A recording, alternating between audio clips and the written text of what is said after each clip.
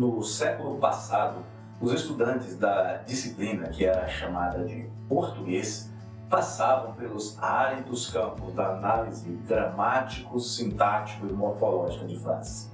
Isto consistia basicamente em descrever cada palavra e sua função dentro de um texto. Se era verbo, advérbio, sujeito, substantivo, predicado, predicativo, preposição, artigo ou tudo mais que fosse possível encontrar. Acredite, não era fácil. Os nossos professores, sem saber, nos preparavam para cumprir uma das etapas da exegese, a análise dos aspectos gramaticais de um texto. Uma das primeiras coisas que nós precisamos fazer é descobrir que tipo de texto é aquele. Descobrir a intenção do autor ao escrever um texto passa por uma série de etapas, e a primeira delas é identificar o tipo de literatura.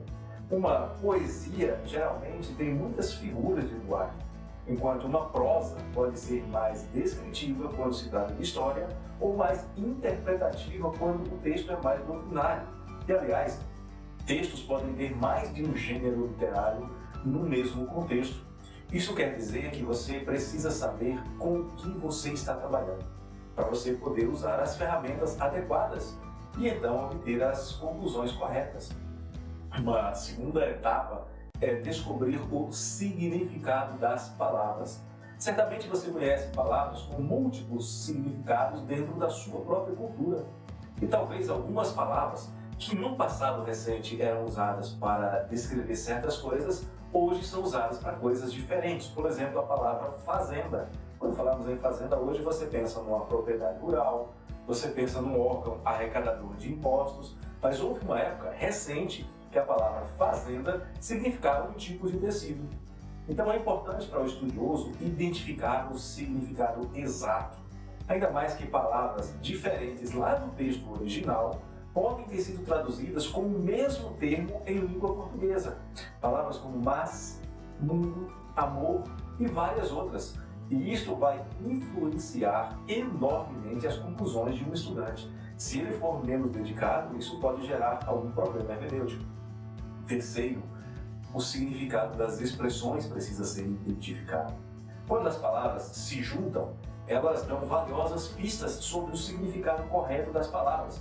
Por isso, é importante que o estudioso não isole as palavras do seu contexto imediato, que é uma prática muito comum na alegoria. Também não deve isolar as frases do seu contexto literário. Os textos normalmente costumam ter coesão. As palavras, elas se unem para formar frases que se agrupam para transmitir ideias, sejam elas ideias poéticas ou dogmáticas. Erros teológicos podem, e na verdade têm resultado do desprezo pelo contexto literário, com interpretações bem diferentes daquelas que o autor pretendeu ensinar. Então, guarde bem essas três etapas quanto ao gênero literário. Identifique o tipo de texto, identifique o sentido das palavras e identifique o significado das expressões. Um abraço, até o nosso próximo texto.